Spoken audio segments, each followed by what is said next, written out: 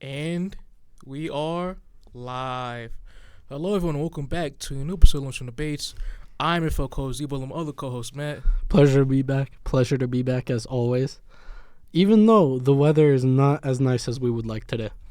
Nah, it's very gloomy, very sad, which is the opposite of how we're feeling right now with NBA playoffs coming around, you know? Yeah, I mean, the fans can obviously see what we're talking about. The world probably could have predicted what we were going to be talking about. But I got to say, this is one of the most anticipated episodes I've felt in a while.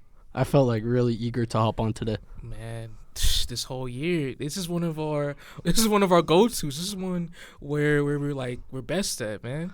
The most motion throughout the year. Yeah, and it's because I feel like there are some hot takes in the chamber that come out during these conversations, Mm-hmm. and I'm always here for that. You know, players, legacies, teams' performances, teams' futures, all of that coming together for over a month. Bro, what more could you ask? Yeah, and I mean, everything that happens in this month, like you said, determines a player's future because we got Paul George, who has his extension and money on the line. We have Donovan Mitchell and the Cavs and their situation and what happens if they go out in the first round. We have the Bucks, who made a big splash in the offseason, and now without Giannis, could they be on the edge of a first-round exit? So there's a lot of players' futures. There's a lot of teams' futures that could completely change based on what happens in this playoffs. Absolutely, and that's why we love it. Absolutely. All right. Yeah. One more thing before we officially get into this episode. We recently came out with a two-parter where we had the best NBA playoff series since 2014. Yes. So over the past decade. Yes. The question I'm going to ask you, Matt, my good friend, what is your favorite playoff series for the past decade? Oh, it's got to be Knicks Cavs from last year. No. I'm playing. I'm playing. As a homer pick, maybe, because that's the only time I've seen my team win. That's understandable. First round. Obviously, I would go if we're including finals, which the Real didn't. If we're including finals, I'm going 2016. Oh, absolutely. For sure. The 3-1 comeback, LeBron and Kyrie against the Warriors. But if we're not going that, the best series, I saw number one was OKC and Golden State when Golden State came back down from 3-1. I thought that was a really good series. Would that be my number one? I mean, that's up there. I feel a bit unprepared. Was that your number one? No. Which one is your number one? Well, me personally, I would have Nuggets Blazers 2019 second round as my favorite. Good series. It had everything, man. The beefs, the clutch shots. We had a quadruple overtime in that series as well, too. I remember watching that game, the overtimes. We were in D.C., my family and I, at that moment. And I remember, staying up till 3 in the morning just to witness that game. Unfortunately, Ronnie Hood, he hit the ultimately he hit the game-winning shot as the Nuggets lost that game. I remember that. It was a great experience as a fan. Yeah, that was a really good game. That's a good shout. I was personally thinking, I mean, I kind of liked the 76ers Raptors series when Kawhi hit the game-winning shot in Game 7. For sure, that's up there as well. And obviously, what people point towards that series was, again, Kawhi's game winner, but there were a lot of fantastic moments in between that series as well, too. You know what I think is a really, really underrated series? The Houston Rockets versus OKC Thunder in the bubble series. Oh. When Game 7, Houston wins off of a James Harden block and then throwing it out of bounds on Lou Dort. Yeah, Lou Dort had the game of his life. He was hitting everything, which at the time, Lou Dort wasn't known as a shooter at all. He was a liability. Yeah. So for him to go crazy like that was insane. And then you had the CP3 game winner as well and other elements too. It was a fantastic series. I think Boston Heat from last year was really good too, because you had Boston going up 3-0. You had a Game 6 where there's a tap-in buzzer beater to keep a season alive. Now, unfortunately, that series didn't have a good Game 7 to put it in with the other two. It should have been better if Tatum didn't get hurt in the first minute of the game. But, that's fine. But nonetheless, it was a good series for 6 out of 7 games. You can't complain. Yeah, man. Celtics Heat is always a banger come playoff time. It's been like that since the Celtics Big Three versus the Miami Big Three as well back in the day. So. And then I'll say my last one, like honorable mention, was Suns, Clippers, Western Conference Finals 2021 when the Suns won in 6. Obviously, I wish Kawhi was there, but me being like a huge Booker fan, that was kind of his breakout. Like, yeah, still a lot of great moments in that series as well. Yeah. Obviously, the Aiden game-winning putback, yeah. Pat Bev getting ejected for pushing the shit out of Chris Paul. Yeah, bro, it was a lot of great moments. Yeah, and that was probably the last time we've seen Chris Paul look like Chris Paul. Well, the year later in the first round. That was like his last hurrah. Then obviously he showed flashes against the Pelicans. Pelicans, yeah. Yes. Then he showed flashes against the Mavs before, I believe, Game 3 or Game 4. It was around that mark. I think his birthday happened as well around that time, which is unfortunate. But that was truly the last time we saw a purely great Chris Paul at his near form. Yeah, you're right. I remember that Pelicans series he had. It was like a 16 assist, 0 turnover game, or something like that. Yeah, he was great. Yeah, which that's what he does as a point guard. But shall we get into today's episode? Yes, we shall get into it. And with the schedule we have, obviously, we'll go into the play-in recaps that have just happened, and then for the first round, we'll give our predictions, West and then East. If that's okay with you, Matt. That's more than okay with me. I'll take it. Indeed. So, with that being said, let's get into the West the 9v10 matchup in the West. Kings versus Warriors, 118-94 in a rematch of last year's first round classic 7-game series. Kings got their get back at home. Keon Ellis, my guy, man. Love to see it. Game of his life. The whole world finally knows Keon Ellis' name, and he was phenomenal, absolutely phenomenal. 100%. I remember seeing Steph Curry in Game 7 after he put up 50 against the Kings. He said, "They're not ready for it," to the home crowd, or "You guys aren't ready for it."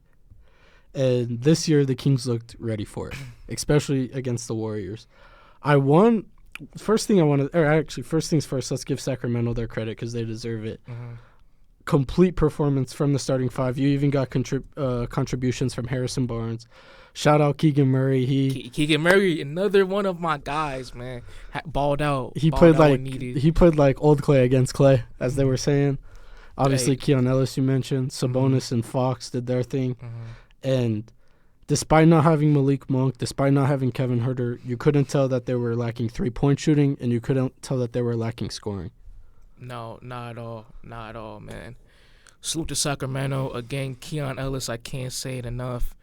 I thought he was the best player in that game for me personally.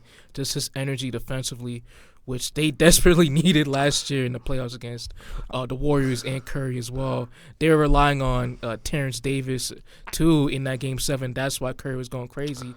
And for Keon to step in, which he has been doing successfully for over the past month, it's been a 9-day difference for their defense. I'm going to give him second best player of the game. I'm going to give it to Keegan Murray. Okay. I'm going to give it to Keegan Murray. I was actually really surprised with how well Keegan Murray was defending Steph. Because there were times where Steph was bringing the ball up court and the Kings were just putting Keegan Murray on him. And I didn't think he'd have the foot speed or the quickness to keep up with Steph, but he did a really good job. So I would give it to him. Keon Ellis would be a close second for me. Okay. But if we want to shift sides and talk about the Warriors, yes, I got one major question. Okay. If you're in a must-win game, or your season's on the line, and this is a contending team with your championship window being now, right? In a must-win game, can you tell me why you would have an 0-10 player playing when you're down 20 in the fourth or down 15 in the fourth? Well, that 0-10 player is a franchise legend, so ego and loyalty might be at play there. I personally disagree. Okay. I personally disagree with with the call. I think that it kind of shows what's wrong with the Warriors organization at the moment. And I obviously think that this is where we're going with the conversation of what should the Warriors be doing now. Yeah, absolutely. I think, one, if Steve Kerr's out of there, he's obviously like basketball Hall of Fame, without a doubt. Gonna be a top 3 coach of all time. Yeah. But when I was watching and I saw the lineup go out there of Curry, Thompson, Wiggins, Draymond, and Trace Jackson Davis as your starting lineup, with him never like giving this trust to Kuminga, despite him being your second best scorer and you needing scoring at a premium, or your scoring is at a premium. Wiggins hasn't been good the entire year, and Klay was looking his best when he was coming off the bench. Right. And yet you put all those players that you do have the loyalty back into the starting lineup for this must-win game, and you came out slow. You should have been down more than 4 at half, and then in the second half it really showed. Yeah. And I just think that if the Warriors want to say that their window is now, then they have to commit to that, and they have to commit to Kuminga being their second best scorer. They have to commit to Draymond playing small ball 5 with him, and they have to explore the options of what they could do with Klay's dead cap space this summer. What about giving Moses Moody more burn? I mean, I'm fine with that too. He vastly outplayed Klay. I would say Podominski too. Yeah, as well. Although Podominski, the shooting hasn't been there. He has not been good to end the season. No, he hasn't. He hasn't. But I mean, I think he still would have put in a better performance than Klay, especially like defensively. I'd say he's better than Klay at this point in their careers. Absolutely. Klay, man. Klay. He sold himself a bag this offseason. He's been selling himself a bag for a long time, man. Free agent next year, UFA, unrestricted. How much is his contract right now? How much is he making annually? Annually, I need to pull that up. But for me personally, if you're the front offense, you can't give Klay like more than 12, 14 million. I just don't think that's the right decision. He's making that's the wrong way. He's making what's 190 divided by 5? That's like it's like 38 a year. 38, yeah. You gotta cut that by like at least 20. At least 20. 20 to 25. If he wants to stay low, if he wants to do like a 3-year 45 or 3-year 50, give him like 15 a year. That's probably where I'm capping out.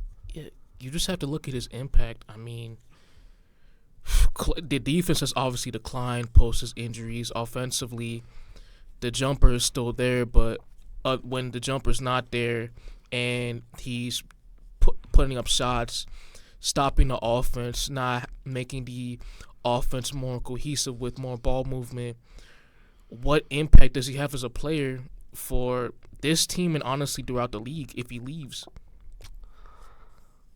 Well, I think that if I was the Pistons, I would consider throwing him some money. And I'm not necessarily saying he has to have like big minutes. Like I honestly wouldn't start him. Yeah. But I just think that locker room needs like a championship veteran bad. Like I see that as Trae's true value. I think Klay personally wants to play for a contender. I still think he has something I still think that he thinks he still has something in the tank. Not to say I don't think he does, but not from what we've seen recently at least. But I just think that to me his true value would be like a Dillon Brooks type player where he goes to a team like the Rockets that desperately need a sense of culture and identity, and he provides that like championship pedigree and leadership. But I just don't think that that's where he wants to be. Hey, speaking about Detroit, man, they're screwed. I'm sorry, I just had to put that out there. What's going on now? So is Troy Weaver still there? They're keeping Troy Weaver. Yeah. And Lonnie's going to stay as well, too. I don't know why you're running back with this regime after the season they just had, but, that's what bad franchises do. Well, they'll get a top pick and they'll finish with like 20 They've been having top wins. picks for the past couple of years now, and they haven't done anything. There's no improvement. Where's the improvement at? By the way, the Kings picking Keegan Murray at 4 and passing on Jaden Ivey, who was saying, I don't want to play for the Kings, yada, yada, yada. Everybody was making fun of the Kings at the time. We got to give them a round of applause. Yeah, because so far it looks like they nailed the pick. Easily would have Keegan Murray over Jaden Ivey, and I'm still a Jaden Ivey believer. I think with the flashes he's been showing since he first came to the league, he can still be a quality NBA player. But you compare him to Keegan Murray, which he has such great impact offensively and defensively, which he's been improving this year compared to last. I'd easily take Keegan Murray over Jaden Ivey any day. So I am looking at the upcoming free agents this offseason. And I see two names. Well, there's Paul George, but Paul George is going to go I don't think he's going to go to the Warriors. But no. they could be a surprise team if like in the sweepstakes now if they don't re-sign Clay. To me, what I'm seeing, I'm going to say some names that might make sense, and you let me know if you would like that fit. And personally, while I think that the Warriors might need like to spend the money like in a multitude of ways, like spend like the $40 million that you're gonna get from Clay on a variety of players. I'm gonna list like some one players or maybe we'll see. It's a variety of players. So LeBron, they're obviously not gonna get.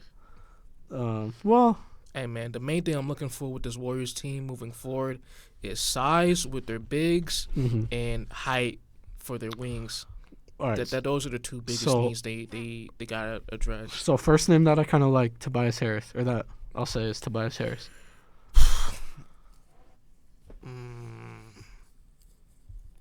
No. DeMar DeRozan. No, not for the scheme. No. Bruce Brown. Yes. Lonzo Ball. No. If Dirty's still there, no.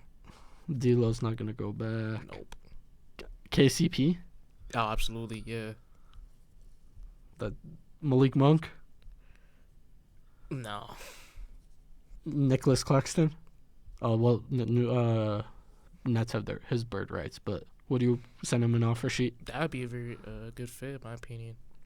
Get a guy with his shot blocking, rebounding. Again, like I said, they need size. I wouldn't mind that fit. Isaiah Hartenstein. Yeah, he'd be an upgrade over Sarge, but I honestly think Hartenstein, with the season he's been having, being put in the starting lineup, he's going to be asking for near starting big money in free agency. I hope not. I hope he takes like 14 a year. Like he's been fantastic this season. He's the best backup big in the league in my eyes. He's gonna be starting. He's gonna be starting over Robinson. But like on paper, when you like hypothetically you add Robinson to a completely healthy Mitchell Robinson, he's the best backup big. Or near. Yeah. Miles Bridges. No. Isaac Okoro. His shot's so spotty. No. I think that's the end of like reasonable names. They're not gonna get Tyrese Maxey. They're not gonna get Quickly. They got Saric and Gary Payton that can be off the books. Cam Reddish. Gary Payton, I think they need to re-sign him. Sam Hauser, no. That's although he would be a very good fit, but no. Fit right in with the splash zone. Yeah, for sure. Yeah, that's probably where that's about it. Yeah, Sam Hauser's gonna be a Celtic. Unless you want to talk about Ish Wainwright. Yeah, I'm good. I'm good with your boy. I know you like Ish a lot, so. But shall we move on to the other playing game in the West? Yeah, absolutely. And which leads to the next segment, the injury crisis with some teams' star players. Like Matt said, we're going to go to the other playing game involving the New Orleans Pelicans. It was news coming from their camp. Forward Zion Williamson, their star player, has been ruled out of Friday's play-in tournament elimination game against the Sacramento Kings with a left hamstring strain, according to the team on Wednesday, which they announced that day. How you feeling about it? It sucks. We were just seeing Zion in a playoff environment. Obviously, I think it was Tuesday night. He had 40 points on 65% from the field. So pretty damn good, pretty damn efficient. But it just sucks. It's been injuries and it's been all these setbacks for Zion throughout his NBA career. And to happen again at the most crucial point of the season just sucks. It was a freak injury as well, too. I mean, he's just making regular basketball play, and I guess his leg gave out on him, and he was addressing the bench. He told him, like, hey, man, I can't go, which obviously has reaction there, and went to the locker room and never came back. And because of that, and the Pelicans having to rely on CJ McCollum to take over for them down the stretch, they lost that game against the Lakers, unfortunately, at home. Yeah, and not to mention, they do have Brandon Ingram, but I wouldn't exactly call it a healthy Brandon Ingram. No, like, not at all. He was benched towards the end of the game, and I agree with what Willie Green did with his decision. He didn't look impactful at all. Yeah, I agree with that Willie Green decision, but I think that Jordan Hawkins has to get some burn. He needs to, especially over a guy like Dyson Daniels. He needs to. Dyson, man, he is a 3-and-D guy with no three, no offensive game at all, and you're gonna go up against a Kings team that can score when. Well, compared to last year, it's not the same, obviously, but they got a ton of guys, even with their injuries. They got people that can give you buckets on any given night. And if you're Willie Green, especially with Zion being out, B.I. not being 100%, McCollum being untrustworthy as he is in these big spots, you got to give the Rook a chance. Especially because I just pulled it up right here. You shot 30% from the three that game. League average is about like 33%, 35%. So to be that well below average, obviously the Lakers shot 40% from three. So if there's that kind of disparity, you're going to lose the game 9 times out of 10. And they lost the game. Yeah. Man, we've been saying it. Well, I'm not sure on camera, but outside of the podcast in our group chat that Jordan Hawkins should get more love and should get minutes. And we've been saying this throughout the entire season. Well, it's so weird because he's shown the flashes. Like, I understand Dyson Daniels has this high defensive potential, but would you say he's shown you more flashes than Jordan Hawkins? No. Exactly.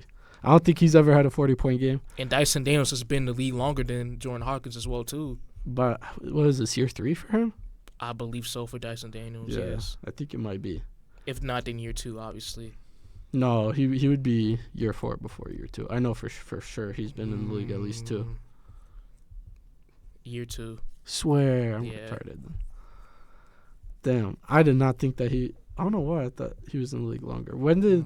Oh, I guess that makes sense. Because they had Kira Lewis with him. I'm trying to look at what Hawkins shot from 3 this year. So Hawkins shot 36% on 4.5 attempts a game, so above league average on a good sample size. And I just think that would have been more useful. I also think he's not a bad defender. It's not like he's a liability on that end. So I don't understand the mistrust. Nah, me neither. But I guess it's playoff environment. Rookies cut out of the rotation. I don't know. I'm just saying, if you have that guy in your rotation, he's at least better than him. Yeah, for sure. That's what I think. Yeah, man. But who you got? Pelicans, Kings? Pelicans or Kings? With Zion being out, I'm going with the Sacramento Kings, even though the Kings, to end the regular season, they were on a downslide. Yeah, I'm going to go with the Kings as well. Yeah, it's unfortunate. Zion, man, just when it mattered the most in the biggest game of his career, he delivered, man. He really did. And the question heading to the season basically was, one, can this man stay healthy for a whole entire year, which he did, and 2, if they were to be in a playoff scenario or play-in scenario, could he show up when it mattered the most, especially for his play style, being a guy around the rim and not having a perimeter game at all. And again, with his stats against the Lakers, 40 points, 11 rebounds, 5 assists, leading their team down the stretch before his injury. He stepped up when needed to. Looked good defensively too. He had a really good block against LeBron. Yeah. Which the play ended in a LeBron dunk, but still. It was the best game of his career by far, and it's so unfortunate, given the lack of media coverage this entire season. I mean, the only time where the national media talked about Zion was, one, his baby mama issues in the offseason, which we also talked about that as well too. So we're not as completely innocent. And 2, his weight and him being fat. I mean, around the in-season tournament, every single day it felt like Stephen A. was calling him a fat slob. It was crazy. Yeah. I remember that. They was disrespecting his name, man. I remember that. Did that one picture drop this year of him in like the red one? It wasn't like a one piece, was it? I don't think it was a one piece. I think that's been there for like a minute now. No, I know which one you're talking about. But like there was like a close up one of like him standing, like taking a picture with people. I think it might have been. But man, bro, again, they were baking the hell out of him too. I mean, Stephen A was like, man, he'll eat the table. That's what they've been telling me from New Orleans' sources. He will eat the table. I just looked up a picture of Zion fat, and it came up with Spice Adams. Damn. Insane disrespect to Spice Adams. That's mad disrespect. Shout out Creamy Bigums. Shout out to him, man. I can't find it. I found the picture that I know you're thinking of him in the red. Yeah. Mm-hmm. But yeah, I'm gonna take the Kings as well. I feel like it's just their time. Not to say that I think they're gonna win first round if they play the Thunder. I don't think either of these teams will, but I just trust the Kings more in this position, especially given the Zion injury. Absolutely, for sure. All right, going to the Eastern Conference play-in games, we will start with the Miami Heat, and most importantly with Jimmy Butler. And with the recent news, I actually have on my notes him getting the news of the possibility of an MCL injury from last night's game against the 76ers. But today, it came out from Woj and other sources that he will be out for a few weeks after what they deemed as a very serious injury has been ruled true. And now the Heat are without their best player, and along with Terry Rozier as well, heading into their Friday play-in game versus the Chicago Bulls for that 8-seeded game. Yeah, I'm going to say the Heat made a drastic mistake last night. I have them losing to the Bulls. I agree. And if we go back to the Sixers game, first quarter, the zone is working immaculately. Philly can't hit a shot. Going into halftime, you're up double digits. Joel Embiid doesn't really show up, doesn't look like Joel until halfway through the fourth, and yet you lost the game. And I think that's going to cost them the playoffs. As I mentioned, I have the Bulls winning.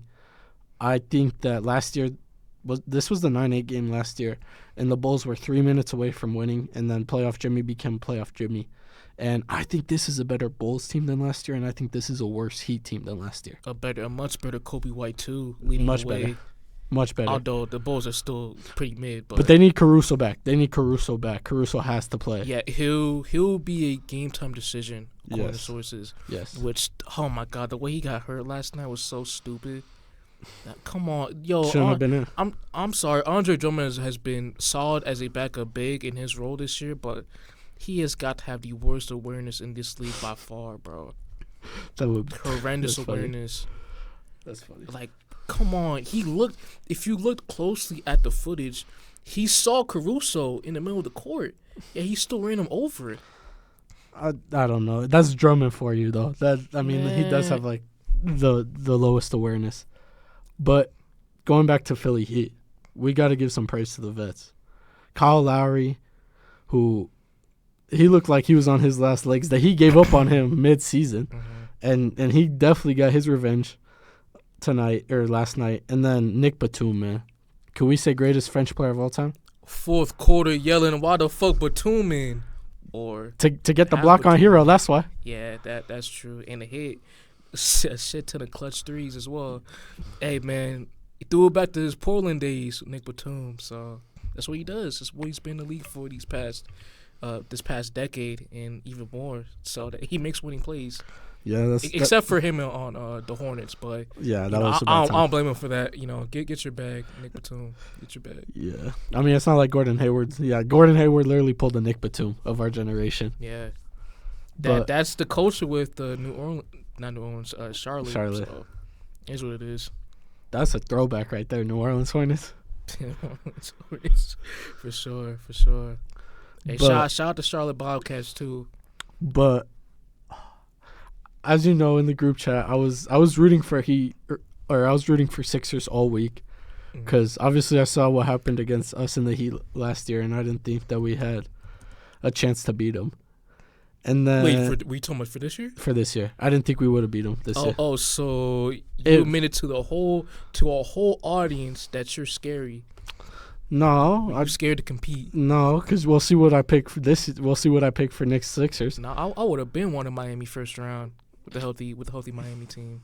Shit. Well, I mean, I'm trying to make it to the conference finals. I mean, I prefer an easier path. Okay. But after the Jimmy news, it's like, damn, I wish the Heat won the game. Yeah. I'd much rather be playing a Bam-led team than a Joel Embiid-led team. That's very true. And even regardless if Joel Embiid is 100% or not, which obviously he isn't, and he was completely winded throughout the game as well too. Just from an entertainment standpoint, it would be a much better series. Yeah, 100%. But the Sixers did look good. Like I mentioned, that is the true sign of a good team when your best player doesn't play the way he plays. Maxey doesn't look like Maxey at all. He looked like he was having trouble with that zone. And yet you still find a way to win.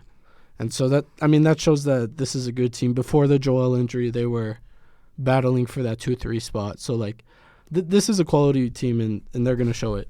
Yeah, and I just want to give a shout-out to Nick Nurse for his coaching adjustments. Yeah.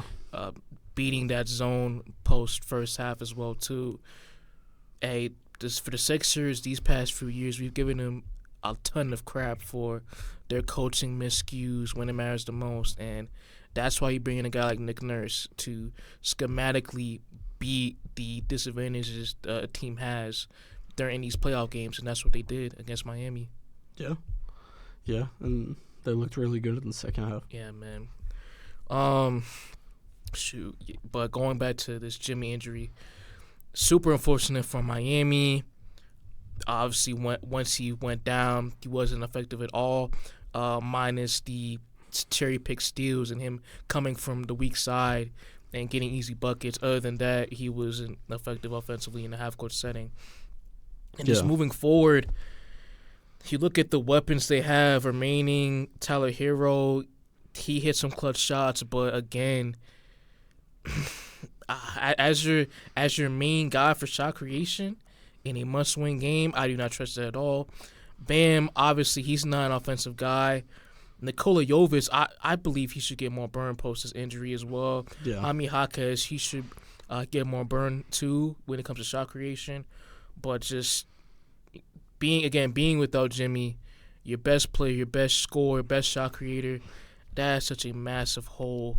Massive hole. Well, I also think it's like when we did our Contenders vs. Pretenders episode, I think we both said that you want to put pretenders on the Heat, but you can't because of playoff Jimmy. Yeah. And now there's no playoff Jimmy. And, like, I think before there were maybe some people who, like, I was going to pick Celtics in a Celtics versus Heat matchup, but I think most people would probably take a second look at it, take a second thought at it, and be like, oh, yeah, I could see a world where the Heat pull it off. Mm-hmm. But without Jimmy, I seriously doubt this series even goes to, like, 6 or 7. No, not at all. But let's move on to the last playing game. Yeah, the worst one by far, and, man, it was snooze fest. I don't even got the score, to be honest. No one cared about that game. I don't even know why it was the problem. Actually, I'm gonna say something before we get into the game, because this game shouldn't have even happened. You can't tell me that 4 years ago. Wow, it's 4 years ago that the bubble happened at this point. Damn. But yeah, exactly. When I thought about that, that made me feel old. But 4 years ago in the bubble, do you remember that there was the rule that if you weren't within 4 games of the 8 seed, you didn't have a chance to make the playoffs? Yes, which is why I can recall the Suns went undefeated, but they didn't play the Trailblazers. Limit, and in the East you had the Magic and I believe the Wizards didn't reach that qualification. Yep. And that's why the only game that year was Memphis versus Portland, which, by the way, that was a fantastic playing game. That was. People don't remember that at all, but that was a great game. Bubble Dam. Yeah, CJ was hitting shots too. CJ was. Well, the post game was funny as hell. That was Melo too in the playoffs. I broke my back. Yeah. Spinal. That was funny. But to have that rule where you have 4 games in between the 8 seed and the 9 seed, which I think makes sense. And now you have a chance where the 9 seed is 7 games back of the 8 seed, and they're, as we're both saying, we're taking them to win in the play-in and make the playoffs. I don't think that should be a thing. No. Mm-mm.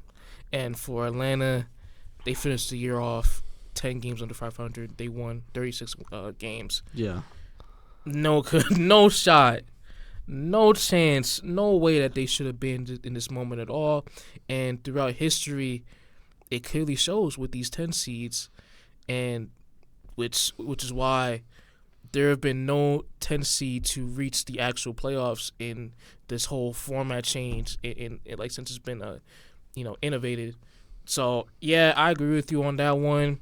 There has to be restriction.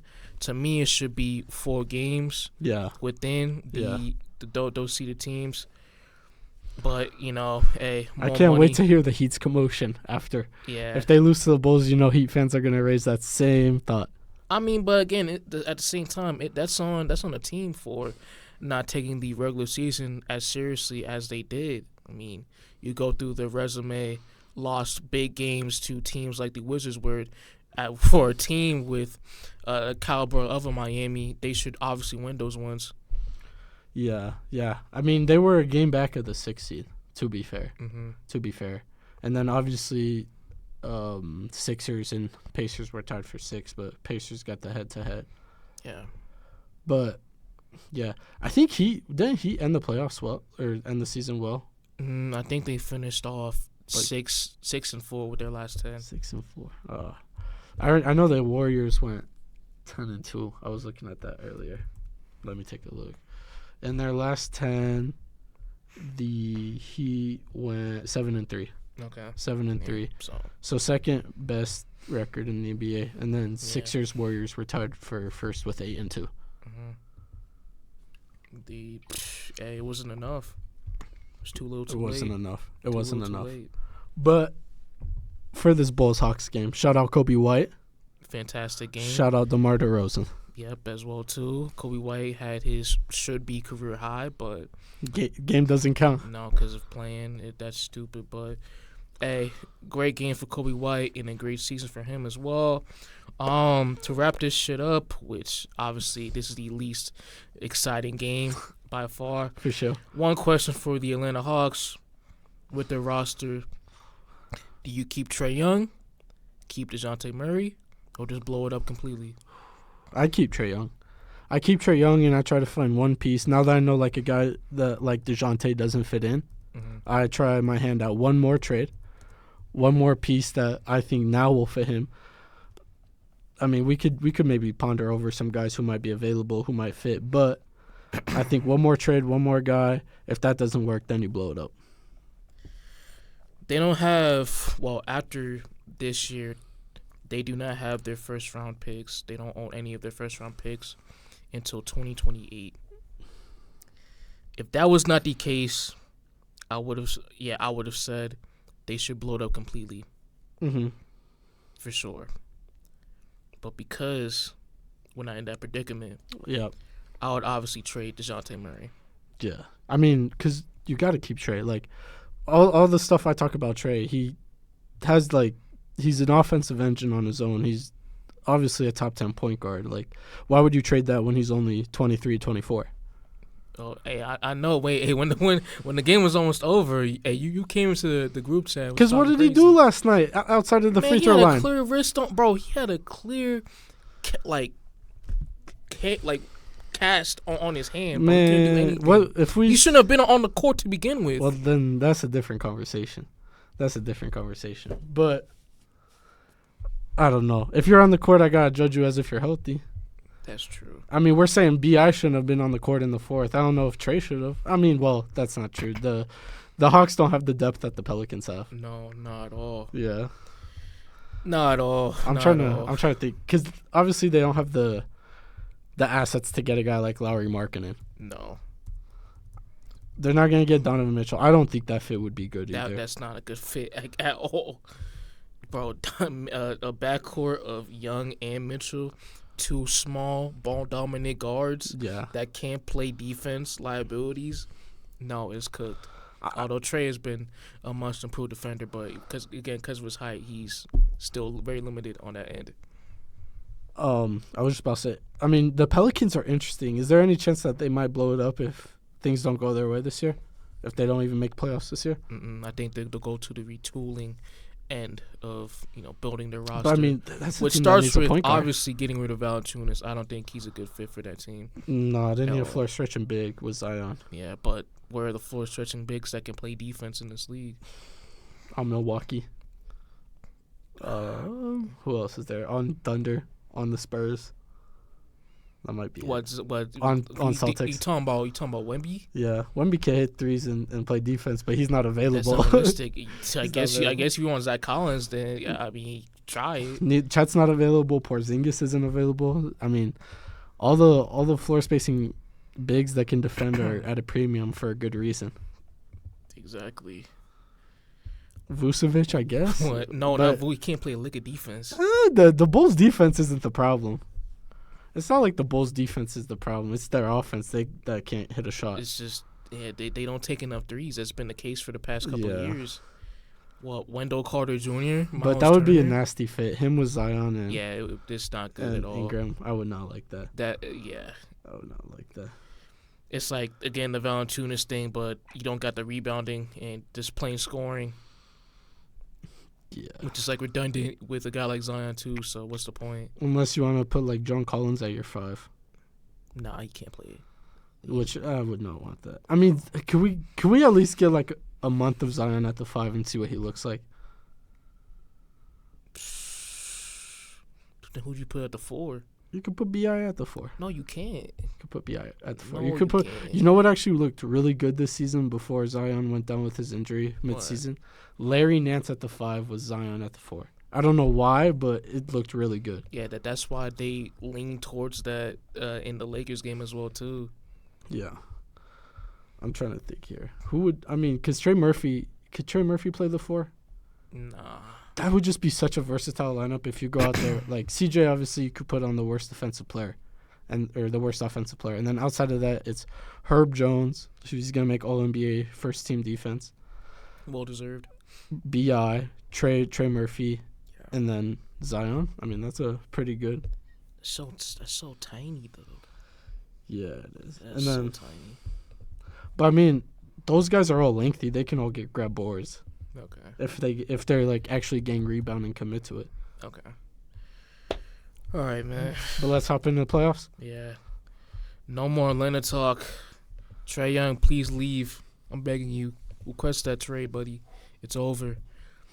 Go to San Antonio with Wemby, man. Please do that. Man, that's the cop out. That's like outside a cop out. Because you could say the top 20 point guards in the league and they're gonna do well with Wemby. I want to I'm saying, I want to see Trae Young do some shit. Like the Heat, I would prefer. With the Heat, I think that's a good answer. Okay. He could be literally the Dame replacement. Because they were saying Dame to Miami. Damn, that would be crazy though. But the Heat don't got enough assets. Nah, they're not. They're gonna offer that package of Tyler Hero, Hawkins, and 2 firsts again. Yeah, but Trae Young's older. No, not older, younger. Yeah, he is. So it'd be just a completely different scenario. Who else? Sixers but Sixers are gonna stay with Maxey. Although I think Young over Maxey is an upgrade. Yeah. Timberwolves would be pretty cool if they want to flip Cat. Oh, nah. Because you got Rudy, you got McDaniels for defense. Mm-hmm. Even Ant's a really good defender. Mm-hmm. I kind of like that fit. That's personally. Fair. All right, but yeah, let's get into the main segment of this special episode. First round series predictions. We are going to go to the Western Conference with the 1v8 matchup. The 1-seeded Thunder against the 8-seeded winner of the Kings Pelicans playing game. Who you got, man? I'm going to take Thunder in 6. I think Thunder might lose a game or two just because both of these teams do have some prior playoff experience. Mm-hmm. And then both of these teams are pretty good on their home court. Obviously, we know what Sacramento does, and I don't know the name of their arena, but we know that the Light the Beam and the fans there go absolutely crazy. And then the Pelicans at Smoothie King Arena can hold their own for sure. So I think they might lose a game on the road, and then they might just lose a game from playoff experience. But I still got the Thunder winning. The Golden One Center. The Golden One Center. I did know that. Wow. Mm-hmm. Who do you got for this series? If the Kings win it, I'm going to go with Thunder in 6. And if the Pelicans win, I'm going to go with Thunder in 5. Yeah, I think that's good. I would agree with that. Yeah, hey, regardless, this is the best possible scenario for the Thunder to be in. Yeah. You avoid the Lakers and AD and LeBron, their size and their quality as forwards. I mean, Sabonis is still a tough ask, but you take that any time over a guy like Anthony Davis for sure. In a 7-game series for sure, especially for a young team with a lack of size with their current roster right now. No doubt. And on the flip side, I mean, we could debate about who you want to play more right now between the Warriors and the Kings, but I just think the Thunder, seeing what the Warriors did to a first-time playoff team last year and how they handled it and their poise and their veteranship that kind of led the way, I wouldn't want to play that. I would personally prefer to play the Kings. Mm-hmm. For sure. Yeah, especially when you gotta go up against guys like Curry and Draymond as well. They gonna get into it. I thought Curry was about to do it on Tuesday. I really did. Because in the second half he came out and he was hitting shot after shot after shot, but it was literally just Curry and it was nobody else that could take a shot for them. And that's been the issue with this Warriors team is the hope around Steph has not been there. I wanted to mention this. I remember thinking this last night when I was kind of doing my prep for the episode. End of third quarter, right? End of third quarter, Warriors get the ball back with like 14 seconds, right? They're bringing it up court. So you would think that you're going to run a good set. You're going to get a good look. Mm-hmm. You want to know what their go-to play was at the end of this third quarter? Mm-hmm. Wiggins coming off a screen. I think it was either Kuminga or Looney sending the screen. Yeah. And taking a pull-up 3. Obviously missed the shot. Yeah, for sure. But for that to be your go-to shot at the end of a quarter when these are supposed to be practiced and known plays that you can just go to, you can execute on the offensive end, and that's the best you have, a Wiggins pull-up 3, that's not even good in his All-Star season. No. Like you don't. That team is Wiggins not is not good. taking that shot, and Wiggins has not been good with this year at all. Who knows if he'll still be on the team moving forward? He might still be there because of his contract, and no one else wanted to take on said contract. So, hey, time will tell. They could trade it to a young team and say like, here's Wiggins and a ton of they don't even got picks to trade. I think. It's gonna be a tough axe to. They're gonna have to give picks away. Yeah, for sure. Yeah, but they might have Chris Paul's money off the books too. They might have some good money to spend, low key. Mm-hmm. Chris Paul is still under contract, but it's not guaranteed. Oh, I see. With that weird so mess going is on. There? Oh, I don't think they'll cut him. They're not gonna cut him. Mm-hmm. But let's move on to the next matchup. Yes, 2v7 Nuggets versus Lakers. Rematch of last year's Western Conference Finals. Mm-hmm. Who you got? I'm gonna start by this. I'm gonna give us some pretext because I was listening to Nick Wright, or not listening to Nick Wright. It just a short popped up on my feed, and I oftentimes don't agree with Nick Wright, if you can believe that. But what he was saying, I actually agreed with, and what he said was, if I'm the Lakers and I have to play the Nuggets, I would prefer to play them first round, right? Like, I would prefer to play them before AD gets banged up in the playoffs, before LeBron gets fatigued again, before D'Lo loses his confidence. Like, I would want to play them first round and might as well just get it out of the way. Mm-hmm. So I do think that for the Lakers, this is the best case scenario if they had to play the Nuggets. But with that being said, I just don't see many teams beating the Nuggets 4 times. No. And I don't think the Lakers are one of those teams. Yeah. All right. First off, I just want to get this off my chest. It's been on my mind for the past few days now. Yeah. The fact that you had media people and people like us in general talking about the Lakers need to throw the game against New Orleans to avoid playing Denver. These are the best athletes in the world in the best basketball league in the world. As a team, if we don't have the confidence to be whoever we play against where it matters the most, then why the fuck are we here? What is the point of being in the playoffs at all? Yeah. And we saw that the year 2021 when Milwaukee won, because if we remember the year before, Milwaukee got eliminated by the Heat. Mm-hmm. And then that same year, they arguably had the hardest path to the finals. They beat, I'm blanking. Who did they beat first round? Oh, they beat the Heat first round. And then I can't remember who they beat second round. That's right. And the title winning year? Yep. They had the Nets. The Nets. No, they played Nets second round. Who did they play conference then? Hawks. No, they did play Hawks. Anyway, because everybody was banged up. It was the Hawks. Yeah. But for them, like, they won. They took the smoke of being on the side where the Nets were on, because the Nets looked like the extreme powerhouse that they were, and then the Heat at that time coming off beating them the prior year. So for them to want to play the Heat, which I think they intentionally won their last game so that they could play the Heat, or it might have been lost, I can't remember, and then to beat the Nets, like, it shows that if you do believe in yourself, then you will win. Not now you will win, but like, you gotta have belief in yourself, otherwise you're never gonna win. Yeah, for sure. And hey, man, at this point, regardless if Denver makes a deep run or not, you're gonna play either the actual Nuggets or the team that beat the Nuggets in that path. So regardless, why not compete? I also don't think it's the West, bro. There's no good matchups. Every team you play is gonna be a good ass team. Like, it's not the East where you might get lucky and you might play like a Giannis-less Bucks or the Pacers, or you might get lucky going against a couple young teams. In the West, it's like you can make a contender argument for 7 out of the 8 teams there. And even for the non-contenders, like a Golden State, like a Sacramento, they got star guys that can cook you any night. For sure. And yeah, it's clearly the better conference, and it's just been that way, honestly, our whole lives. Yeah, unfortunately. But I don't know if I said what I have per se. I got Nuggets in 6 as well.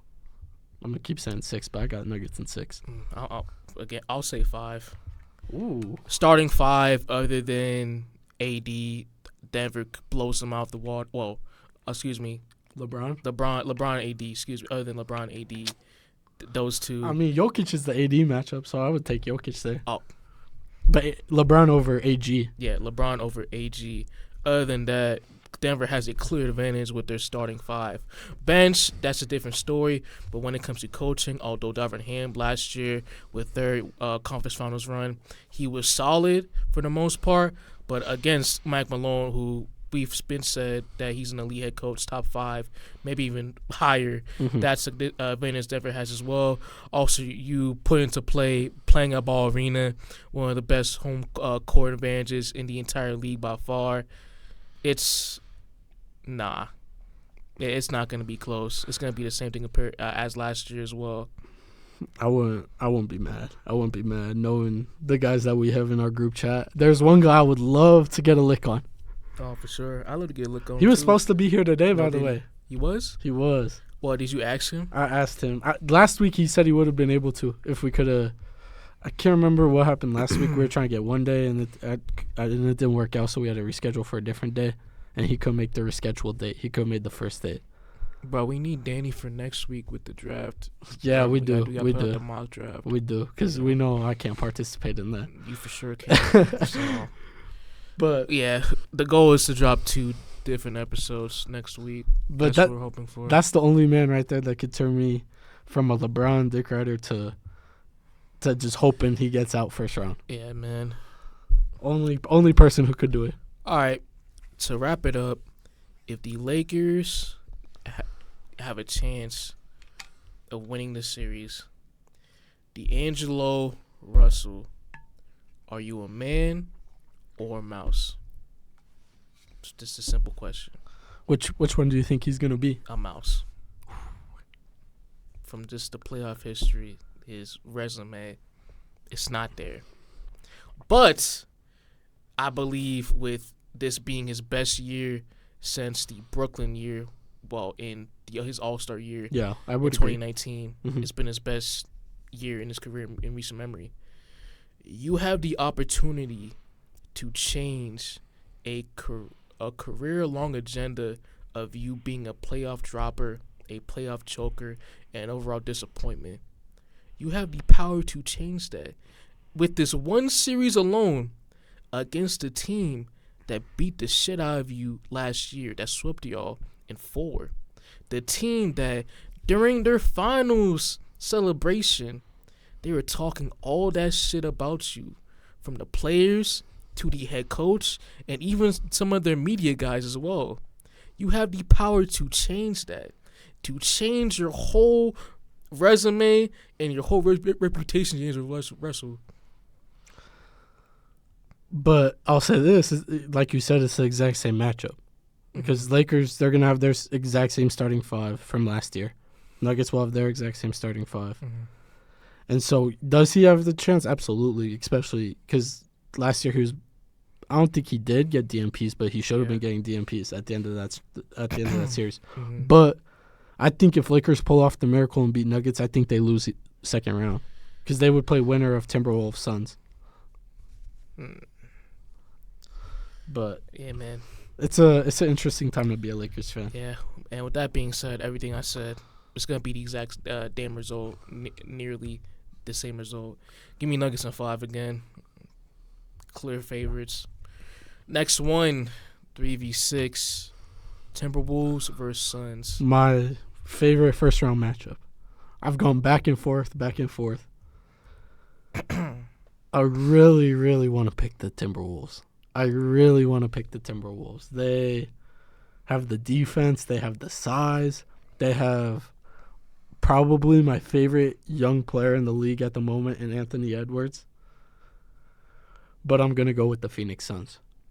I have it as a 7-game series. Okay. And give me Kevin Durant and Devin Booker. Do I want that after I've seen what Book does in Game 7s? And what the Phoenix Suns specifically do in Game 7s? I'll take them, but give me the better talent over the better team. The Suns' pace and space, small ball offense versus the Timberwolves' big man lineup. Oh, what a series. Yeah. And from the season series, the Suns have the Wolves' number, as they have beat them by double digits in all of their matchups, which they swept them 3-0 in the regular season. Mm. In the playoffs, it's going to be a different scenario, Yeah. a different case. Yeah. In a hard-fought 7-game series, I have the Wolves pulling it off. Got home court. Yeah. I believe while they don't have the clear best player in this series or even the second best player, Anthony Edwards in a playoff scenario in a 7-game series, we know how he gets down. Oh, yeah. He is one of the best playoff elevators in this entire league, entire young career, which it's been very limited opportunities, but when given the opportunity, he has been able to show up the most. Mm-hmm. Defensively, again, while they don't have the personnel to match up against their small ball lineup, still got Gobert, which he's the clear depoy favorite. Mm-hmm. Still got Jaden McDaniels, who's still one of the best defensive wings in the entire league. Right. And I believe is going to be the biggest X factor towards the Wolves winning this series, Nickeil Alexander-Walker. He is going to play a massive role. I like that shout. I'll say this. I'll say what kind of steered me towards the Suns. One, I think they have the better coach in this series. Mm-hmm. I think I'm higher on Frank Vogel than most. Yeah. And I might be more pessimistic on Chris Finch than most. And by the way, if they fire Frank Vogel, with the result, no, there's no way. Sure. But no, there have been reports. Oh, sorry, really? Over. Yeah. I didn't even hear the reports. So if they were to fire him, that'd be a complete dumb decision on so many levels, especially for the roster he's been given this entire year. Yeah. But going back to where I was, part of the reason that the Suns lost last year was just simply like a math game. Like, they take by far the most mid-range shots in the league. I think if you actually combine the amount of mid-range shots that KD and Book have taken, it's more mid-range shots than any team in the NBA. Right. Which is crazy. But the Timberwolves aren't a crazy three-point shooting team. Now, yes, having Cat back helps, and you obviously have Naz Reid. But outside of those two and Anthony Edwards, it's not a lot of three-point shooting. And so I think the Suns might be able to kind of stay in games because of that. Yeah, for sure. For sure. But again, this is a toss-up. I love this series. I'm so excited for this series. This should be the best first-round series we're gonna get in this first round. Yeah, I think if it goes like 4 or 5 games, I think it's Timberwolves in 4 or 5. Mm-hmm. But I want to take KD. I think there's no way that with Beal finally turning up, you finally have the big three looking like the big three. Mm-hmm. Maybe Nurkic, if he wants to talk trash to Draymond, has to show up now. But he was going crazy on Twitter. He when was. The Warriors lost, He which was. I honestly don't blame him. I thought it was. I don't funny. blame him at all, really, for what happened to him. Neither do I. No, that was justified from Nurkic. But I am interested to see if Frank Vogel kind of uses this small ball tactic to get Gobert off the court and kind of diminish the size factor. Mm-hmm. Because I don't know if it's the case anymore, but earlier in the season, when the Suns had the lineup of Book, Beal, KD, Allen, and Nurkic, or it might have been Allen and O'Neal. One of those two, one of O'Neal and Nurkic, they had the best offensive efficiency in the league. And so if they want to go with that spacing and small ball and try to use what has hurt Rudy Gobert in the past, I think that might be an interesting strategy for Frank Vogel. And then again, like I said previously, Nickeil Alexander-Walker, that's the curveball Chris Finch could play with this series. I personally just don't like Cat being back. Cat being back scares me because I also think like you could put Naz Reid out there. Naz Reid as the 5 because Naz Reid we've seen keep up with threes. If you want to put him on Royce O'Neal in the corner, I think that's completely fine. If you want to put him on Grayson Allen, I think that's fine. Yeah, he has more lateral quickness compared to Cat, especially with him being back from his long-term injury. Yeah, but obviously I don't see a world where you're having to bench Cat and Gobert, or you're ever doing that. You got to keep one or the other. Right. But I think it's a really good series. I think there's so many different strategies and matchups that we could see. For sure. All right, to wrap up the Western Conference matchups, 4v5, Clippers versus Mavs. Ty Lue makes me hate this one, but I'm going to go Mavs in 6. I got Mavs in 5. 5? Yeah. 5. Then Paul George was off the team this summer. If it's in 5. So be it.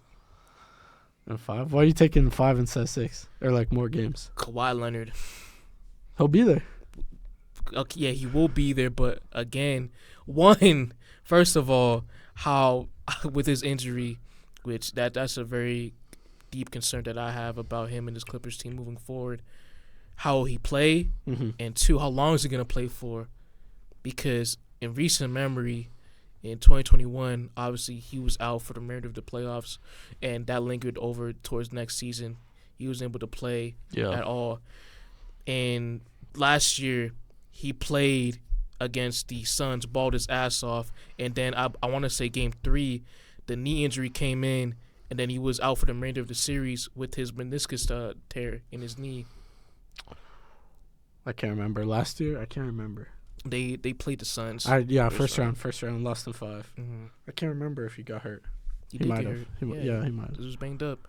That's why they're relying on Russ to carry the team. By the way, I was with a former guest, or past guest, I should say past guest, and Clipper resident Ryan Sadeghi the other day, and he said that the only chance that the Clippers have to win the series is starting Russ for defensive purposes.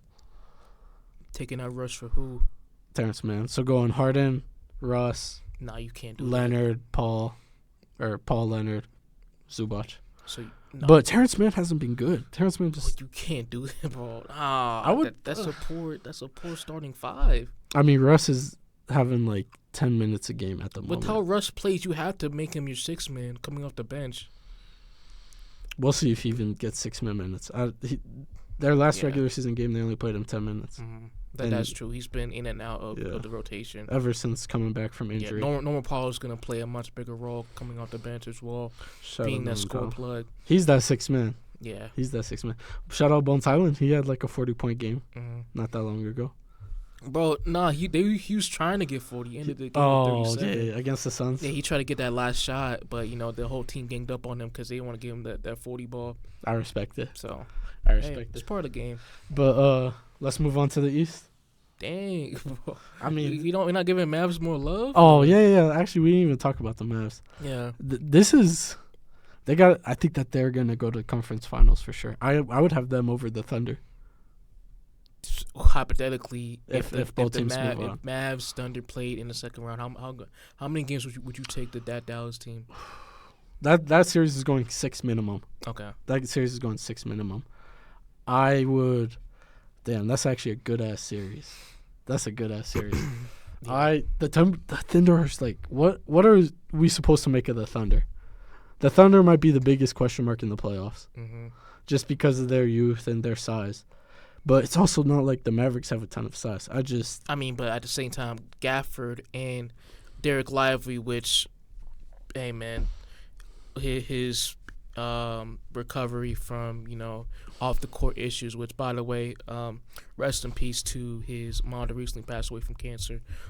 Salute to him, and I'm praying for him like a lot. So, hey, when he comes back any point this postseason, he's gonna be a massive part with their big rotation, as well as a Daniel Gafford, as well as a Maxi Kleber, as well too. PJ Washington being at that 4th spot. Is Josh Green back? I know Josh Green was out with. I believe he is back, but he's been getting like limited minutes in the rotation. Fair, that's fair. But yeah, this Mavs team is dangerous. Hey, Tim Hardaway Jr., man. Nah, I'm not a big fan. That's been said throughout this. He had a good first 2-3 months of the year. Yeah, they usually does that, but he cannot have a big role in this postseason. Well, who they got off the bench then? Yeah, I'll play Dante Exum over him, for sure. Well, Dante Exum will play, but he's not playing for offensive purposes like Hardaway. Yeah, he's playing for the other end of the court. That's true. But so I guess I put Kleber. Who are you taking as an extra big? Powell. Huh? Powell. You said Dwight Powell? Dwight Powell. Or is he not even on the roster anymore? anymore? He's not on rotation. Bro, he shouldn't be on the rotation. Oh, well, he's not on the rotation. No, I know that, we are not putting Dwight Powell back in the rotation. But he's on the roster, right? The way you looked at me made me think he wasn't on the roster. No, he's still on the roster. Yeah. He's just not as impactful anymore. Well, they don't need his minutes anymore. They got two centers better than him. They don't need his minutes anymore, which that's great for them moving forward. But who would you take in that matchup, second round? Thunder. If Thunder and Mavs play each other, I'd take the Mavs. Yeah, I think I would too. But damn, they lose every match. They lose every series on coaching. In my opinion. Jason Kidd that's the Achilles heel. Yeah, one of the biggest Achilles heel with this Mavs unit. Because Jason Kidd's not better than Dagnall for sure. No, he's not better than Lou. I take Vogel over Kidd. Yeah, I take Finch over Kidd. If they were to play in the conference finals, I'd for sure take Malone over Kidd. I'd actually take every team that's in the play-ins coach. Yeah, maybe. I mean, Willie Green's probably the most debatable one. I take Kidd. Actually, never mind. Darvin Ham. I take Darvin. I'm not taking Darvin Ham over.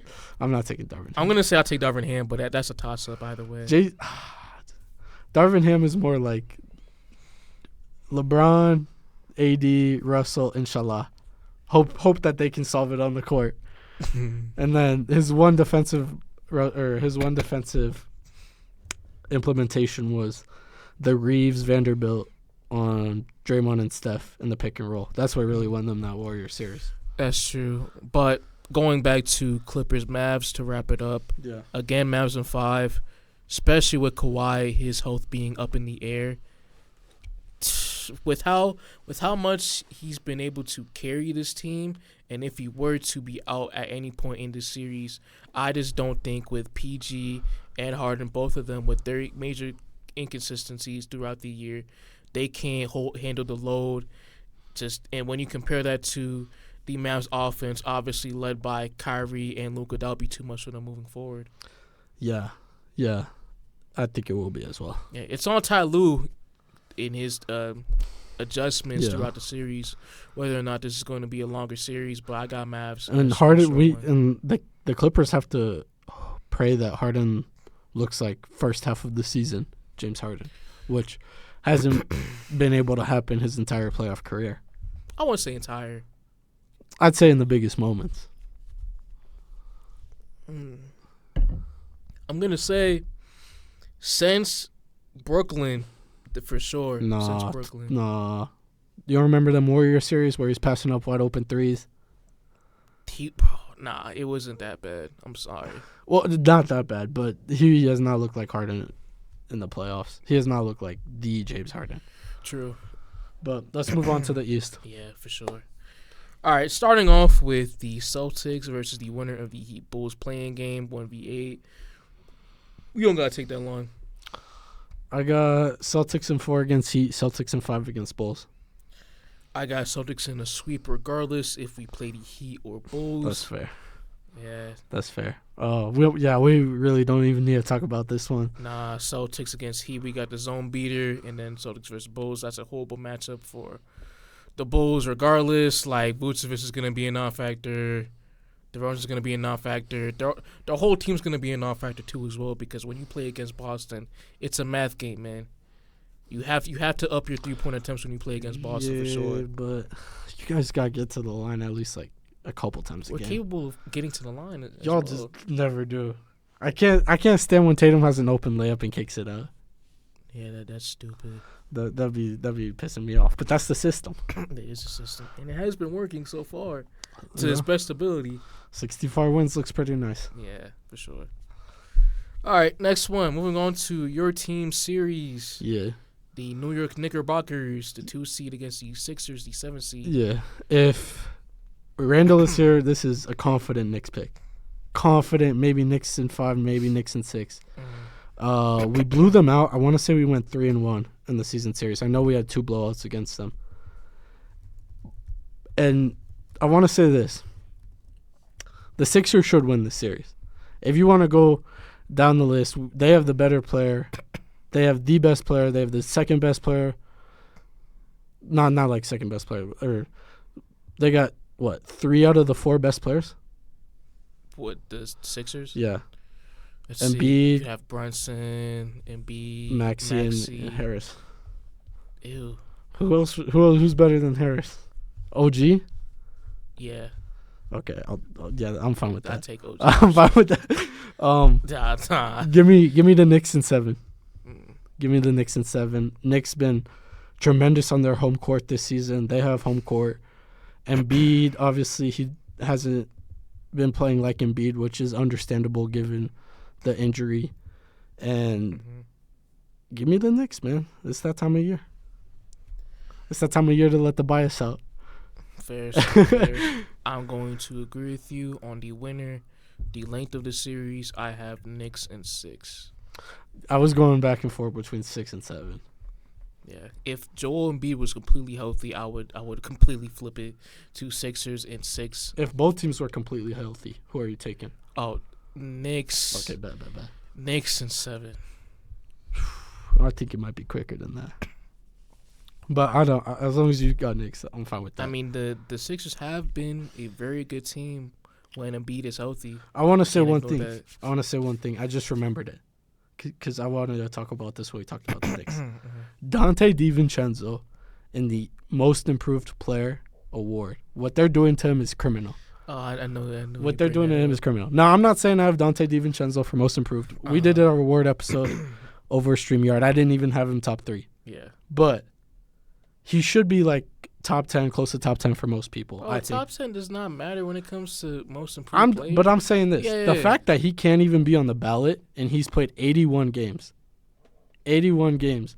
When the threshold they say is 65, but really it's 65 games of like 20 minutes is crazy. And what's even crazier is that it's a Most Improved Player award. Isn't that like the name, like where he's not even getting minutes to start the year, and then the last game of the year he's playing 50 minutes, 52 minutes? I have no clue why y'all played him for that much time. Needed the win, bro. Oh, bro, that game was so. Bro, it was a great game to watch, but at the same time, Knicks wanted that 2 seed and 50 wins bad. Yeah, I've never seen a team hoe out like that. I gotta pull up the minutes from that game, cause bro, for Chicago. That was unserious because they said they were going to play the starters for regular minutes, but no, they were still there for the whole overtime. Yeah. Shout out to Caruso. He played great that game. Fantastic. So the second half, Brunson. Huh? So did second half Brunson. Yeah. DeRozan played 44, Javonte Green 38, Vooch 42, White 43, Caruso 41, and then Knicks, OG 43, Josh Hart 40, Hardenstein 31, Dante 53, and then Brunson had 40 on 41 minutes. Yeah, Brunson also then scored a basket. He had free throws, but he didn't have a basket till 4 minutes left in the second quarter. I don't know. This is still within the series, but you heard about Bojan? I messed up his name badly. Bojan, excuse me. I think he's one of the guys that might be in for like a playoff boom. Like if I was picking one dude on the Knicks roster to take that, like, to be that guy that comes in the playoffs, like, who didn't show us much or didn't give us what we wanted and has a game or two, I think it's Bojan. I saw he was having like wrist issues. He ended the year not terrible. Terrible for us. What happened to Alec Burks? He might have a game. No, he also might not play. Alec, so it's hard to tell. He's not having a game. I was being sarcastic. He's not good at all. No, he might have a game, and he also might not even play a second of basketball. Yeah. I actually think it's one or the other. You have to. You got to give Miles McBride all the minutes that Burks would have. So. Well, because we're starting lineup's gonna be Brunson, Devo, probably Hart, OG, and then Hartenstein. And then off the bench, you'd have Bojan, McBride, and Robinson or Achua. Yeah. One of them. Depending on the matchup. Probably maybe both of them, because Joel always gets our bigs in foul trouble every time it happens. You need more depth. Guys playing off the bench. But maybe even Jericho Sims can make an appearance. Nah. He might. If it depends if he's our third string or not, because I don't know. I don't know what Robinson's health is. I think he's healthy. I think he'll be our backup big. But there's also a chance he might not even play game one. Yeah. But, again, I got Knicks in 6. I think their defensive intensity will be too much for Embiid and the Sixers team. But question to wrap this matchup up for you, Matt. Yeah. If the Knicks were to lose against this Philly team first round, would you still call this Knicks season as a success? Oh, for sure. For sure, because it, one, gave me the best stretch or month of basketball I've ever seen from the Knicks. Ew. That's depressing. 12-2, 40-point win against the defending champs. I'm sorry, that's depressing, buddy. I just had to get that off my chest. I mean, bro, what have the Knicks been in my life outside of 2012? Losers. Thank you. So I'd say no from that aspect. No from the fact that Jalen Brunson, this was his first true year, in my opinion, as a one option. I think heading into last year, I wanted Brunson to be the one, but loyalty from Tibbs to Randall and Randall in that organization, I think he started the year as the one before Brunson overtook him, like within the organization. I think him as a number one option, finishing 6th in MVP voting, which is what it looks like. Yeah, I think is a lot to be happy about. And then I think all the trades we were able to pull off, finding a guy like OG Anunoby who looks like the perfect fit in the team, even trying for like Bojan Bogdanovic and Alec Burks. Sure, it looks bad now, but I still think like the way I felt as a fan this season, I haven't felt in years. I haven't felt, honestly, probably ever. So like there's no way I can be upset about this, especially when I do think we are like the clear better team when Randall is on the court. So absolutely not. Good to know. But all right, next matchup. Yup. 3v6 Milwaukee versus Indiana. This is a hard series. I could see it going either way. I'm going to take Pacers. Bro, you got Seth, man. You say no. I'm going to take Pacers, though. I hope. Okay. Oh, you said 6. 7. Oh, 7. Okay, my fault. Pacers in 7. Okay. I might have Pacers in 6, Seth. I can't lie. I'm going to agree. Yeah. And that's with Giannis playing as well, too. Ooh, if Giannis doesn't play, I would have taken Bucks if Giannis played. Bro, but you have to factor in the calf strain injury. Yeah. That's a ticking time bomb. Yeah. And you add that with Giannis being such a important piece for this season. This is the most he's been having to do for his entire year with Milwaukee. That's true. Offensively and defensively. That's true. Unless we want to assume Dame's going to look like Dame in the playoffs. No, he won't. I'm sorry, he won't. But, like, for the Pacers, like, we've kind of been eerie about the Pacers since the Tyrese injury because he hasn't looked the same. I think a matchup against Malik Beasley and Damian Lillard first round is the perfect time to get your groove back. Like, I don't think you can ask for a better backcourt to go against. Barbecue chicken. That's barbecue chicken. That's free cheese. Licking his chops, Tyrese. Yeah, and I'm gonna go with the Pacers in this one. Yeah, the pace will be too much for Milwaukee, especially with their poor perimeter defense. Giannis, if he does play, obviously he's not gonna have the same impact, especially defensively. Which, again, their pace is gonna be too much for him and Brook Lopez, and with his aging body. It's too much for Milwaukee. I don't want to say it. I don't want to say it, even though I'm going to say it. But I would be damn shamed if the Pacers go up early in the series 2-0, 3-1, and Doc and the Bucks feel like they have to play Giannis, and it ends up in like a KD Warriors type of situation. Oh my God. I do not want that to happen. That's my biggest fear. Yeah. That is my biggest fear by far because with the short-term future of this team, if you don't have Giannis, if he goes down, God forbid, with a potential Achilles injury, a potential Achilles tear, I don't want to think about the situation, but if you're Dame, why would you be there in Milwaukee if Giannis is going to be out long term? If that potentially happens. That's a great point. He wouldn't want to be there. He doesn't even want to be there, really. He wants to be in Miami. Let's be real. Let's be real. I don't even think were the Bucks on his list of desired teams. No. Yeah, I don't think so. Which, I mean, he probably was looking forward to Miami life after like Portland life, but Milwaukee life seems like a step back. But the step back compared to Portland. Yeah. Nah, I've heard players say Portland's a good ass NBA city. I heard JJ Redick and CJ talking about it. Okay. Which I would trust them, maybe. Right. But yeah. And they're going to have more problems than Dame wondering what he wants to do in Milwaukee because you're going to be able to – if Giannis hurts himself right now before the offseason, you're going to have all these players in the offseason probably thinking about moving on. Mm-hmm. You're going to have all of these gaps within the team, and you're going to have Doc Rivers. Doc Rivers was just commentating because he didn't want to waste his time coaching. He's literally going to waste another year. So it's like it would almost be like Giannis is the only dude who wants to be in Milwaukee at that point, which that's not fun as a star player. It would be a damn shame as well, too. But I heard he wants to come to New York. I have not heard that. I really remember hearing that. No. From what is your source? Source? Per sources. That's not a source. That's per sources. That's not a source. That means it's abundance of sources. Random dude on IG is not a source. Although per sources comes it's a good page. Work.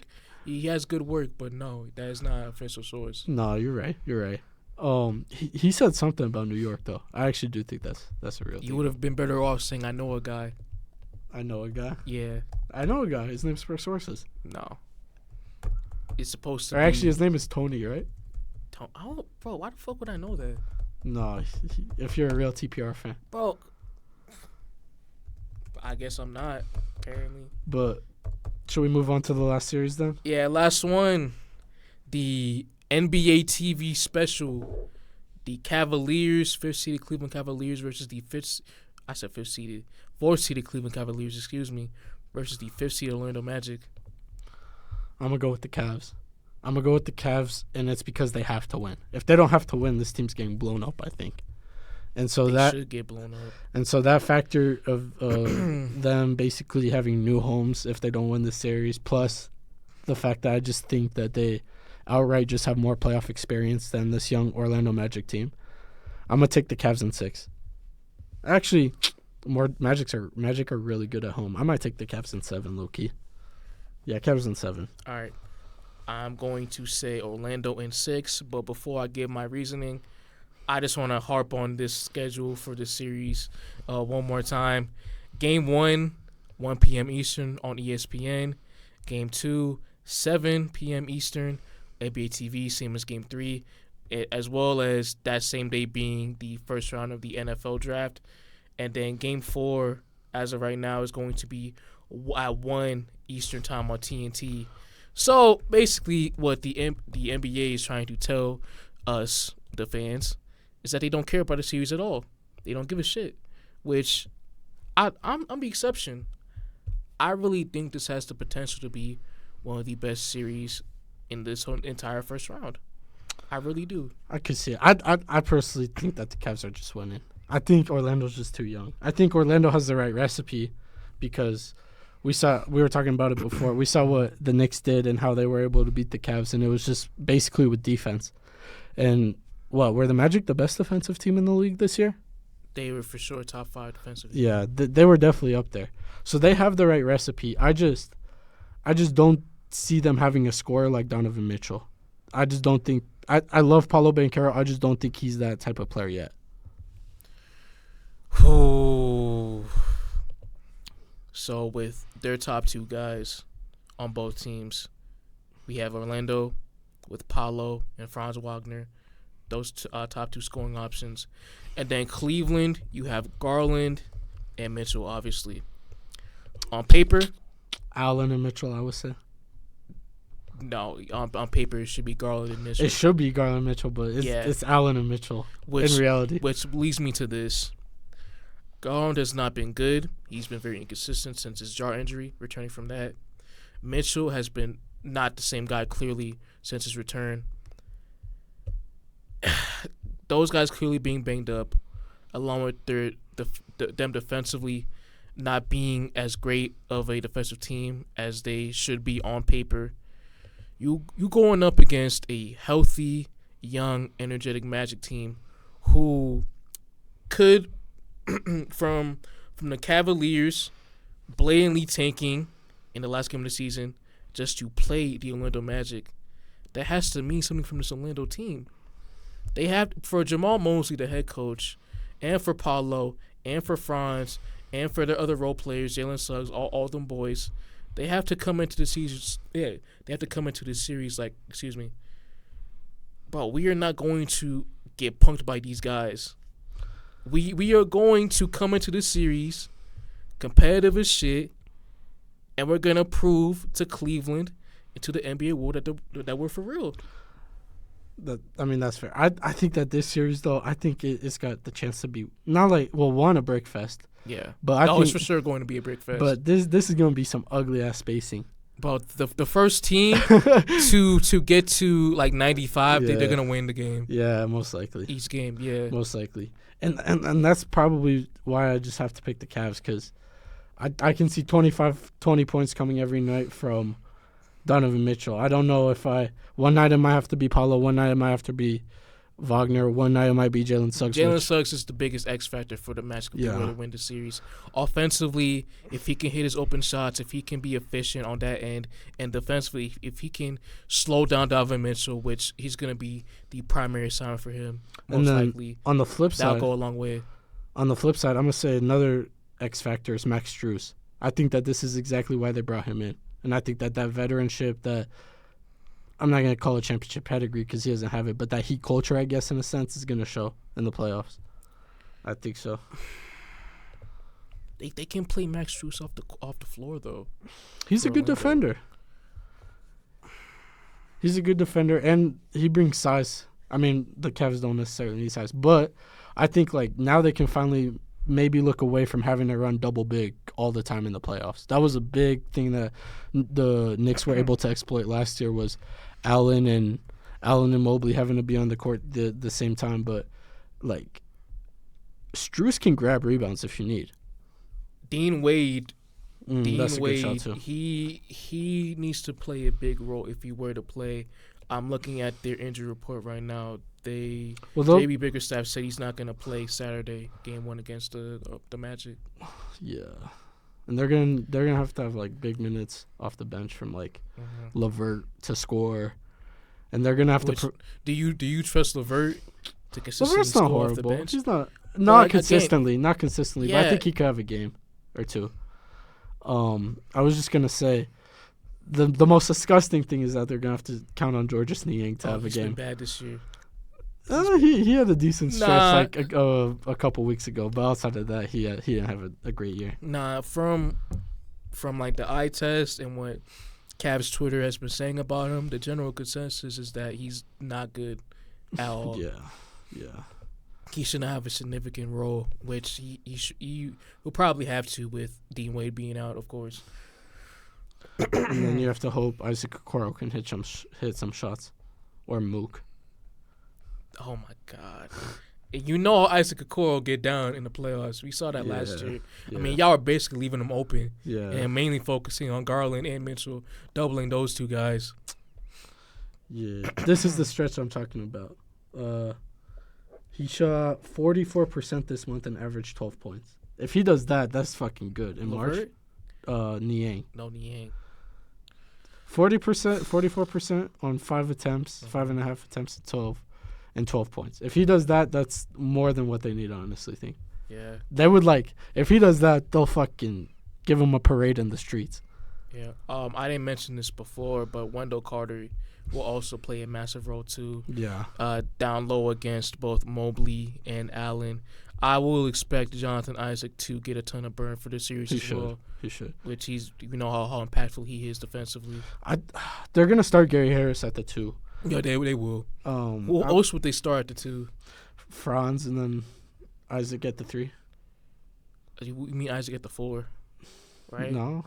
Well, I would have. Well, you think Banchero at the 3? Yeah, you put Banchero at the 3. If you were gonna go bigger, because I'd put Isaac. He's more suited to be at the 4. He's too slow to play the 3. Yeah, I guess. I mean, his role is just going to be the best offensive player and then sit in the corner on offense. Defend the other team's best offensive player. So it'll either be Mitchell or Garland, and then knock down your open threes in the corner. That's basically his role, starting or coming off the bench. True. But man, I wish the Magic guards were at least. They got more offensively competent. Bro, Marco Fultz has been horrible this year. Awful. Oh man, so awful. Cole Anthony, we know what he is. Anthony Black was solid in his spot minutes, but he's not there offensively. It's unfortunate. Yeah, it is. I'd liked what Jamal Mosley was doing with Anthony Black, putting him in the starting lineup so he had the poise around him as a rookie. But it obviously. He's not going to play at all this series. Who's going to be their backup big? Is it going to be Mo Wagner or Goga Badaze? I'll go with Wagner. Fair. Yeah. Although Badaze was great. He had a especially with, when he was in the starting lineup with Wendell being out. Yeah, he did look good when Wendell was out. Yeah, I mean, the Magic, they got the bigs to at least, contest against Mobley and Allen, the Cavs Twin Tower big lineup. So it's what we saw last year against the Knicks in the playoffs. Hartenstein and Mitchell being great in their role. If you can get to them physically and knock them off, be tenacious with the rebounding and the interior paint presence, it'll go a long way. Yeah, it will. We know that they can get bish, but what's his name? Jared Allen, excuse me. I shouldn't say that. But Jared Allen was saying the lights aren't too bright anymore. He said that he's finally ready to answer the call. So we'll see. We'll see how true that is. He should be. So we'll see. If we wanted to make that speech about D'Angelo Russell having a chance to change his resume, this is Jared Allen's probably last chance. Jared Allen, are you a man or a mouse? Are you a man or a mouse? Yeah. All right. Sounds like a pretty good episode. Hold on, when is the NFL draft? I know that this is off topic. Next week on Thursday, first round. So I'm gonna have to trade up for some picks in our fantasy draft by then, huh? Yeah, for sure. The second pick could lose a lot of value, in my opinion. Why? If Malik Neighbors gets drafted to the Giants, he's a lot less valuable than if he goes number 5. That's true. But man, at this point, for my team, we're just gonna wait it out, and we'll see post draft if we're gonna make a move or not. Let me know if Kyron's on the table though. if you give me an adequate trade, then yeah. I offered you some good shit. No, you didn't. You offered me some ridiculous stuff. Well, how? You offered me Derrick Henry, Treylon Burks, and swapping thirds for Josh Jacobs. That's fair. No, it's not. How? So would you do a straight up trade of Derrick Henry for Josh Jacobs? Do I do? That's a straight up trade. If I could get Josh Jacobs. If I were to get Derrick Henry. Exactly.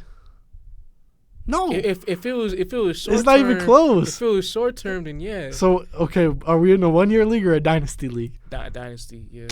And Treylon Burks, that's a free agent. A free agent. That's a free agent. Yeah, that was a filler move. He's not important on my team anymore. At least I was able to give you some shit. I was able to throw Olave and Taylor. No, the thing with you is that you manipulate shit. You manipulate shit. You try to like act like you're giving the your opponent adequate players in the deal where you're just trying to finesse them. So you mean I'm a general manager? Yeah, you do it perfectly, but I'm not trying to get swindled. Well, I wouldn't say Olave is swindling you. Olave's 23, and we are all saying, oh, he had a horrible year with a horrible quarterback. He finished top 16. Yeah. And Jonathan Taylor is Jonathan Taylor. But that's fine. That's fine. We'll repeat this year. As we normally do, we're a feared opponent in the league, and we stay at the top. We are going to be in dynasty. Let me say it like that. That's true. Oh, one more thing I want to talk about. Why not talk about Caitlin Clark? Because obviously she's in the news every single day. Facts. The WNBA draft happened this week on Monday. I don't know if you saw that, but it was like really dope just to see all the talent getting drafted. So salute to those ladies. Hopefully they can do well off the gate with their rookie years. And for Caitlin Clark, she recently just got a new deal with Nike for a signature shoe, which for that deal, that is near the amount of $20 million. Hey, quick thoughts on that? I'm excited. I'm excited as like a basketball fan and a shoe guy in a sense because I don't know how many females have their sneakers out, but one sneaker that I really liked that came out this year was the Nike Sabrina 1s.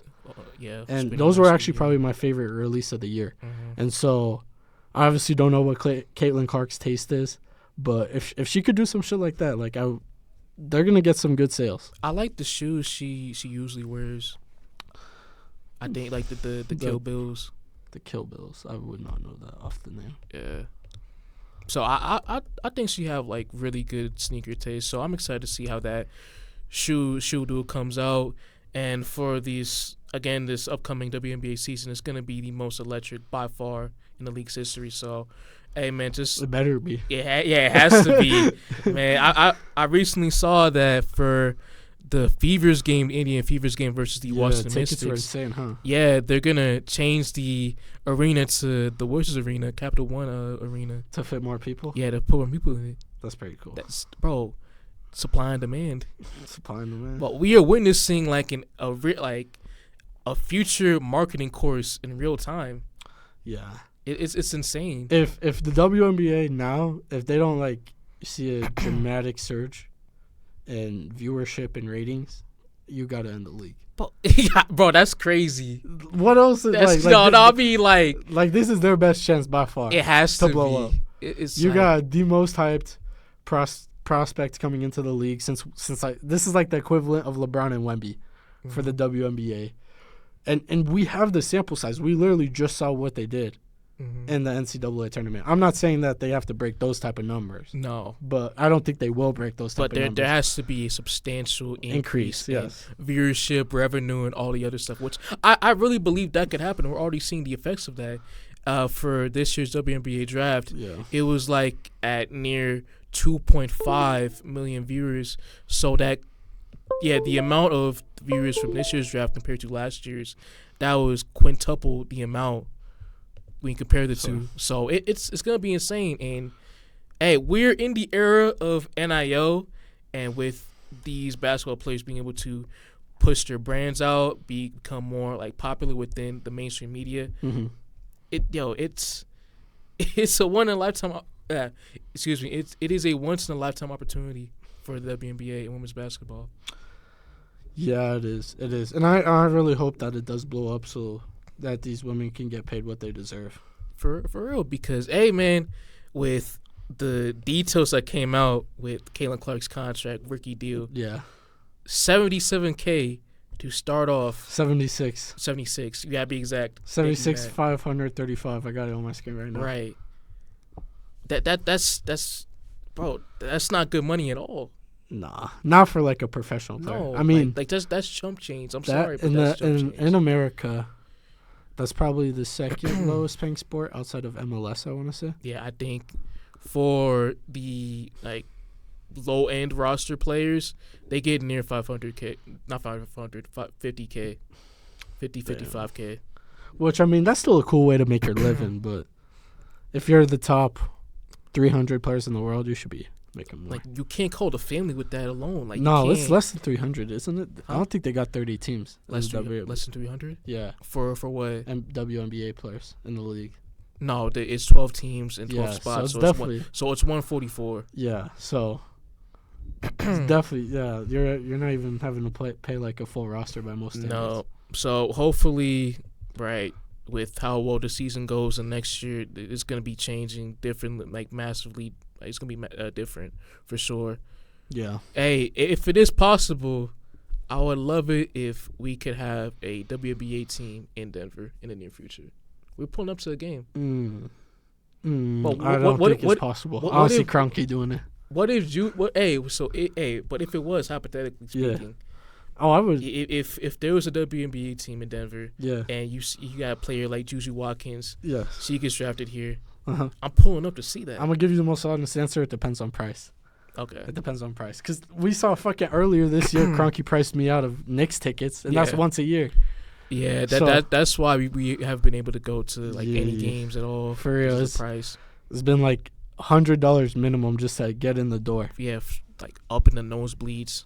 Yeah, I mean like which ain't worth like $100, sure, but for nosebleeds, that's like, not worth it. But for like our age, being with like parents and their kids, it's I'm rather be home or at like a sports bar. Exactly. So exactly. But so it depends on price. I doubt. I mean, unless Caitlin Clark pulls up to Colorado or to Denver, I don't think tickets will be $100 plus. Nah, it's gonna be even more stupid. Yeah. Even like names of Reese. So like, the WNBA. Salute to them. I probably they getting the price up. I probably won't go first month while there's all the hype around it. Yeah. But if hype were to die down, I will definitely see myself at a game. For sure. Yo. Hey man. Because first month is going to be, like, crazy prices. Hey, man. Regardless of how they perform. Bro, hey, summer hoops, man. More basketball. Shout out Team USA. Shout out Olympics. The Dream Team 2.0. Yeah, the Olympic roster just came out, too, as well. Which I don't love I think that there's better players than Tyrese that could have made it. Yeah. But if that's my only problem, if Tyrese is your worst player, you're in a good spot. Yeah, I thought outside that it was perfectly built, so I don't got no problems. Yeah. We will restore the reputation of America with our performance in the Olympics alone with Team USA basketball. I can't wait. Restore dominance within the basketball world. It's going to be lit. Hey, man, I can't wait. I can't wait either. And if they lose, it's going to be bad. Yeah, for sure. We're going to get baked the fuck out of. But because it was already bad when the FIBA World Cup happened and Noah Lyles was saying he's on his world champion rant. So that was crazy. And then you get, what was the runner's name? Noah Lyles. Oh, Noah Lyles, yeah. That's going to be bad. Yeah. But hey. Good episode. Yep, we got to wrap it up from here. I'll get us on and out of here. For real. Subscribe to Lunchroom Debates on YouTube. Follow Lunchroom Debates on all social media platforms. Instagram, Spotify, as I mentioned, YouTube. Go check out Spotify. We are back there. And keep showing love, and we'll keep getting you guys content.